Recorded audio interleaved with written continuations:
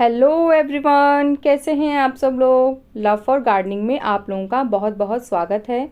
तो हमारा आज का जो टॉपिक है वो है इंग्लिश रोज़ की अप्रैल के महीने में कैसे देखभाल करनी है, उसे कौन सा फर्टिलाइज़र देना है, उसकी केयर कैसे करनी है।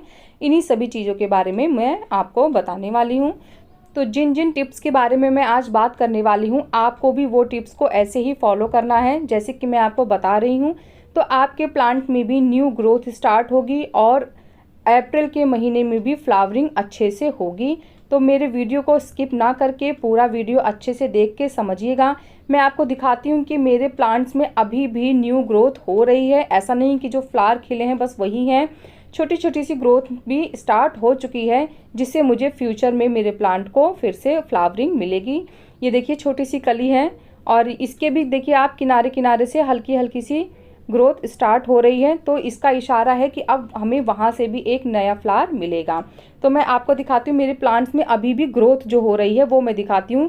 ये देखिए मेरे जो ये रोज़ का प्लांट है और इसमें देखिए एक बेसल शूट आ रही है। तो ये शूट का आना, इधर देखिए इस प्लांट में भी साइड साइड में दो शूट्स आ रही हैं और दोनों पे ही छोटी छोटी सी कलियों ने भी दिखना स्टार्ट कर दिया है। तो ये इशारा है कि हमारा प्लांट बहुत अच्छे से ग्रो कर रहा है। इनमें इस वाले प्लांट में भी देखिए छोटी छोटी सी शूट्स ने निकलना स्टार्ट कर दिया है। तो जिन जिन भी शूट्स ने स्टार्ट किया है निकलना, इन सभी पे फिर मुझे फ्यूचर में फ्लावर मिलेगा। तो मैं इनको कौन सा खाद दे रही हूँ, मैं इनकी देखभाल कैसे कर रही हूँ, वो सभी मैं आपको स्टेप बाय स्टेप बताने वाली हूँ। तो ध्यान से मेरा वीडियो देखिएगा। ये देखिए इस प्लांट में किनारे किनारे लीव्स हल्की हल्की सी बर्न हो रही है ना, ये इशारा है कि अब आपके प्लांट को धूप बहुत ज़्यादा लग रही है और आपके प्लांट को अब थोड़ा सा छांव की ज़रूरत है। मेरे कहने का मतलब ये है कि सबसे पहला काम अब हमें जो करना है वो ये करना है कि हमें अपने प्लांट को मॉर्निंग में सिर्फ 10 बजे तक की सनलाइट देनी है। उससे ज़्यादा की सनलाइट नहीं देंगे हम, नहीं तो हमारे प्लांट्स की लीफ बर्न होना स्टार्ट हो जाएंगी। वो किस तरीके से होंगी चलिए मैं दिखा देती हूँ। ये देखिए ये जो नीचे वाली लीव्स मेरे हाथ में इस समय है, आपको मैं तोड़ के दिखाती हूँ। ये देखिए इस तरीके से अगर आपके प्लांट्स में भी लीव्स ने स्टार्ट कर दिया है येलो होना, तो इसका मतलब ये है कि अब आपके प्लांट को सनलाइट बहुत ज़्यादा मिल रही है। तो आप उसे शेडी एरिया में रख दीजिए जहाँ पे सिर्फ उसे दोपहर की 10 बजे तक की धूप मिले, दोपहर की नहीं सुबह की, और उसके बाद की धूप बिल्कुल भी अवॉइड करनी है। देखिए जैसे ये न्यू ग्रोथ हो रही है ना, और उसके किनारे किनारे अगर आप ध्यान से देखेंगे तो हल्का सा ब्लैक दिख रहा होगा आपको।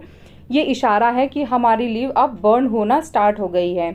ऐसे ही ये देखिए ऊपर की लीव्स जब कर्ल हो रही है वो है कि इशारा कि हमारे प्लांट में किसी इंसेक्ट ने या पेस्ट ने अटैक कर दिया है। तो उसको कैसे करना है, हटाना है, उसके बारे में भी मैं आपको आगे अभी बताने वाली हूँ। तो पहली बात है सुबह 10 बजे तक की धूप देनी है, बस उसके बाद नहीं। तो चलिए अब सेकंड स्टेप की बात कर लेते हैं। तो सेकंड स्टेप ये है कि हमें अपने प्लांट की सॉइल को ड्राई नहीं होने देना है, उसमें मॉइस्चर हमेशा मेंटेन रखना है। क्योंकि अब सॉइल का ड्राई होने का मतलब है कि हमारे जो प्लांट की रूट है वो भी ड्राई हो सकती है और उसकी लीव्स और स्टेम भी ड्राई होना स्टार्ट कर देंगी। तो आप देखिए अगर आप दिन में एक बार पानी देते हैं और शाम होते होते अगर आपके प्लांट की सॉइल ड्राई हो रही है तो फिर आप उसको रात को भी पानी दीजिए। रात का मतलब है शाम को, यहाँ शाम को पानी दीजिए 6 से 7 बजे के आसपास, बहुत ज़्यादा रात भी मत करिएगा। और हाँ, अगर आपको लगता है कि आपने ऐसी जगह रख रखा है प्लांट कि दिन भर में पानी देने के बाद भी आपके प्लांट की सॉइल ड्राई नहीं हो रही है, तो फिर आप एक ही बार उसको पानी दीजिए, लेकिन मॉइस्चर मेंटेन होना चाहिए सॉइल में, इस चीज़ का आपको ध्यान रखना है। उसके बाद थर्ड स्टेप क्या है, हमारे प्लांट को हमें गुड़ाई करना है और गुड़ाई करके ही उसे फर्टिलाइज़र देना है। तो अभी किस तरीके का फर्टिलाइज़र देना है वो भी मैं आपको बता देती हूँ। ये देखिए लीव्स कैसी ड्राई हो रही है ना, यही इशारा है कि हमारे प्लांट को अब धूप ज़्यादा नुकसान पहुँचाने लगी है। तो उस सभी ड्राई लीव्स को आपको हटा देना है और उसके बाद ही उसे फर्टिलाइज़र देना है। और फर्टिलाइज़र यहाँ महीने में एक बार जो मैं बताने वाली हूँ उसे महीने में एक बार देना है। और मैं यहाँ पे 3-4 तरीके के फर्टिलाइज़र को बताऊँगी, तो आप बहुत ध्यान से एक एक चीज़ को सुनिएगा और तभी उसको फॉलो करिएगा। उसके बाद मैंने गुड़ाई करने के बाद सबसे पहले जो दिया है वो वर्मी कंपोस्ट है। और अगर आप गोबर की खाद देना चाहते हैं तो गोबर की खाद को कम से कम 4 से 5 दिन तक पानी में भिगा के रखिए और उसके बाद फिर उसमें थोड़ा पानी और एक्स्ट्रा डाल के फिर उसे मिक्स करके तभी अपने प्लांट्स को दीजिएगा, क्योंकि गोबर की खाद बहुत गर्म होती है और अब हम उसको अगर डायरेक्ट सॉइल में डालेंगे तो कहीं ना कहीं वो हमारे प्लांट को नुकसान भी पहुंचा सकती है।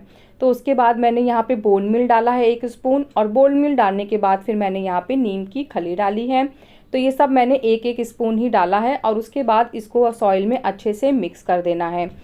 मिक्स करने के बाद फिर मैं यहाँ पे वाटरिंग करने वाली हूँ। तो वाटरिंग करते समय भी मैंने अपने वाटर में एक चीज़ डाली है, तो उसको भी चलिए मैं आपको बता देती हूँ।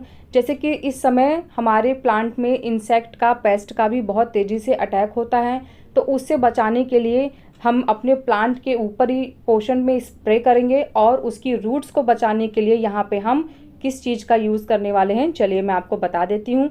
तो यहाँ पे मैंने 1 लीटर पानी लिया है, और 1 लीटर पानी में हमें सिर्फ 1 ग्राम से ज़्यादा साफ फंगिसाइड नहीं लेना है। ये साफ फंगिसाइड है, और 1 ही ग्राम लीजिएगा 1 लीटर पानी में, उसे अच्छे से मिक्स कर दीजिएगा। और मिक्स करने के बाद हम इसे अपने प्लांट की सॉइल में अच्छे से दे देंगे।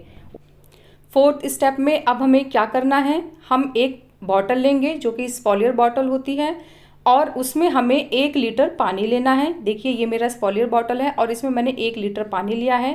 इस 1 लीटर पानी में मैंने NPK डाला है, और ये NPK 1/4 स्पून होना चाहिए, उससे ज़्यादा बिल्कुल भी आप नहीं लेंगे।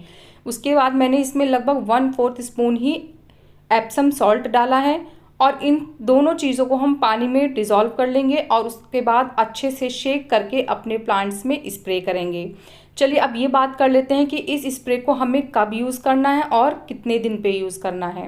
तो हम 15 दिन में एक ही बार इसका स्प्रे अपने प्लांट्स में करेंगे, और स्प्रे शाम को ही करना है।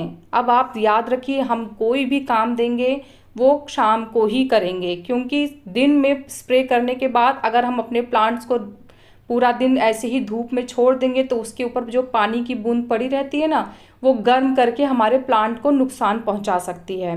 तो इसलिए पूरी कोशिश करिएगा कि शाम को ही आप ये काम करें, और 15 दिन में सिर्फ एक बार करें। यहाँ पे मैं आपको एक चीज़ और टिप देना चाहूँगी कि NPK या कोई भी केमिकल फर्टिलाइज़र अब आप अपनी सॉइल में नहीं देंगे। प्लांट की सॉइल को अब कोई भी केमिकल फर्टिलाइज़र डायरेक्ट नहीं देना है। NPK का सिर्फ आप स्प्रे कर सकते हैं, और ये NPK 19-19-19 है, और 15 दिन में एक ही बार आपको इसे करना है।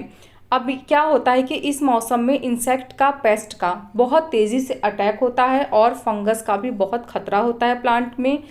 तो हमारा 5th स्टेप जो होगा वो ये है कि अब 15 दिन में एक बार हम अपने प्लांट्स में साफ फंगिसाइड का स्प्रे करेंगे, और फिर 15 दिन बाद हम अपने प्लांट में इंसेक्टिसाइड या किसी भी पेस्टिसाइड का स्प्रे करेंगे। तो ये दोनों स्प्रे आपको एक साथ नहीं करना है। अगर आपने स्प्रे किया है साफ फंगिसाइड का, तो फिर 15 दिन बाद आप इंसेक्टिसाइड का स्प्रे करेंगे। तो साफ फंगिसाइड का स्प्रे किस तरह से किया जाता है उसका मैंने वीडियो ऑलरेडी ही बना रखा है, तो अगर आप लोग देखना चाहें तो मेरे चैनल पे जाके देख सकते हैं। अभी फ़िलहाल देखिए मैंने NPK का स्प्रे किया है अपने प्लांट्स में, और अच्छे से कर दिया है। शाम को ही करना है, और पूरे प्लांट्स में अच्छे से कर देना है, ताकि हमारे एक एक लीव को NPK मिल जाए। चलिए अब मैं आपको बता देती हूँ कि मैं कौन सा इंसेक्टिसाइड, पेस्टिसाइड यूज़ करती हूँ, ताकि आपको अगर करना हो तो आप कर सकते हैं। तो जो मैं यूज़ करती हूँ वो है कमांडो का इंसेक्टिसाइड। मैंने इससे रिलेटेड वीडियो बना रखा है, तो अगर आप लोग देखना चाहें तो मैं आई बटन पे लिंक डाल दूंगी, आप लोग देख के इसकी पूरी इन्फॉर्मेशन ले सकते हैं। उसके बाद अब हमें यहाँ पे 6th स्टेप करना है, और वो क्या है, वो है कि सीवीड एक्सट्रैक्ट का लिक्विड फर्टिलाइज़र हमें अपने प्लांट में 15 दिन में एक बार ज़रूर देना है। ये ऑर्गेनिक है, तो अब हमारे प्लांट को कोई भी नुकसान नहीं पहुंचाएगा। इसको किस तरह से स्प्रे किया जाता है, या फिर इसको किस तरह से आप अपने प्लांट की सॉइल में दे सकते हैं, इससे रिलेटेड भी मैंने वीडियो बना रखा है, तो आप मेरे चैनल पर जाके देख सकते हैं।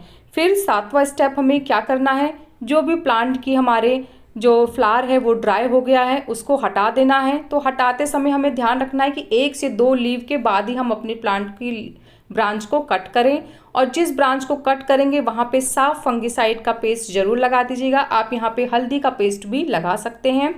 उसके बाद इन सभी चीज़ों का जब आप अच्छे से ध्यान रखेंगे तो आपके प्लांट में कोई भी प्रॉब्लम नहीं आएगी, और बहुत अच्छे से फ्लावरिंग होगी। उसके बाद भी अगर आपके प्लांट में कोई प्रॉब्लम आती है, आपको कोई कन्फ्यूज़न है, तो आप मुझसे कमेंट्स के थ्रू बात कर सकते हैं, मैं ज़रूर उसका रिप्लाई करूँगी। तो कैसा लगा आपको मेरा ये वीडियो ज़रूर बताइएगा। अगर आपको मेरा वीडियो पसंद आया है तो मेरे वीडियो को लाइक करिएगा, मेरे चैनल को सब्सक्राइब करिएगा। मिलते हैं फिर नेक्स्ट वीडियो में, तब तक के लिए बाय, टेक केयर।